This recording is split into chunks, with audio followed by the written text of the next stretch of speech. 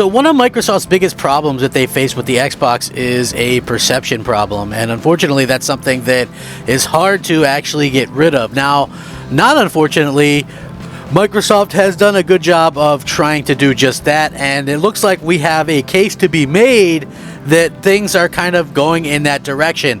Now, I was one of the ones that originally was kind of like, Game Pass, what's that going to do? You know, what's that going to do to our video games? Is that going to, you know, ruin what we got? Is it going to, you know, take away the quality? And of course, like Sony, they do their due diligence to make it seem like, you know, that's something that realistically is going to happen if they were to do that, right? So now the interesting thing that I've seen is that, you know, Microsoft has done a good job of killing some of that narrative while also making sure that people know that, hey, who's going to subscribe to a service if you have low quality stuff, right? So this announcement is exactly what's needed. I feel like we're starting to see a one-to-one, and it just so happens to come out at a big time where PlayStation just released a big console timed exclusive, and Microsoft just released a shadow dropped exclusive. So it should be sort of an interesting talk to see what everybody thinks about it. Let's get started.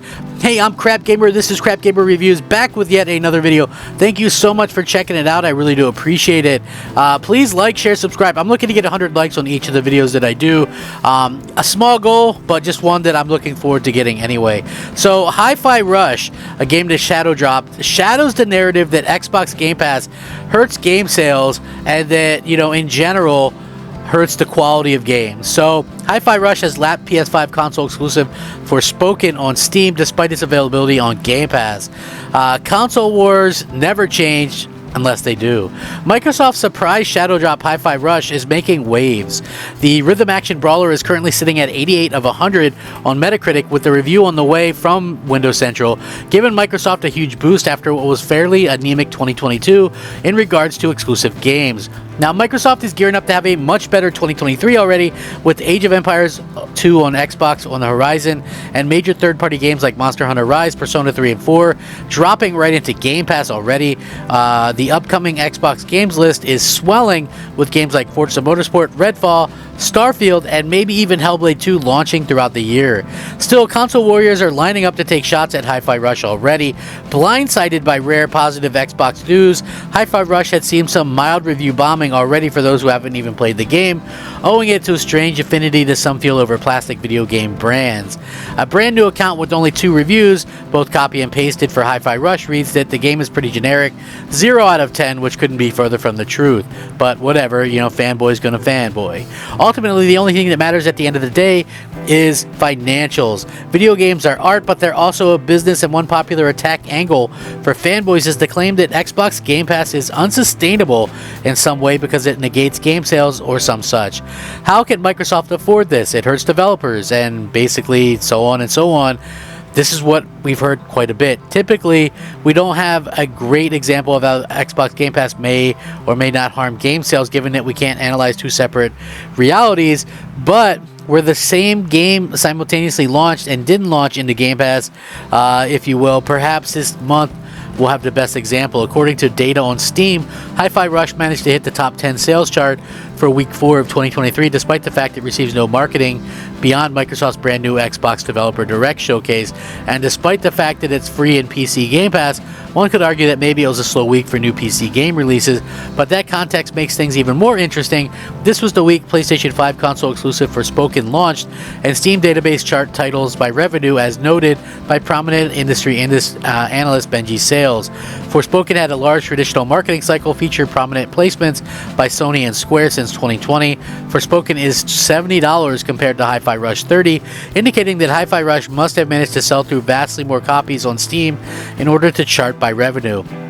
It's also notable, since Forspoken isn't available on any all-you-can-eat subscription service, PC players could essentially grab Hi-Fi Rush for as little as $1 if they're joining Game Pass for the first time but the virility of the game is its general quality appears to have driven interest in the game, while Forspoken has a middling 66 on Metacritic and also has a playable demo build which received similarly mixed receptions. In any case, the whole scenario leads credence to the idea that the only thing that matters when it comes to game sales is ultimately making a great game. From indie hits with zero marketing budgets like Among Us to shadow drop platform exclusives like Hi-Fi Rush, in the end, I think gamers are kind of winning here, but it just goes to show you, right? So if Microsoft was releasing or making shitty games and releasing shitty games on their service, they're not going to do well, right? Like, that's just going to be a fact of the matter, that it's not going to do well. And that's not even a joke, right? You can release Crackdown 3 a million times on a million platforms and it's not going to do well because it's, quite frankly, not a good game. Now, if you're watching this and you go, but CG, I loved Crackdown 3. Okay, fine, fair enough, you liked it, but the average person didn't. And, you know, at the end of the day, it's just one of those things where us as fans kind of look at this and go, well, you know what?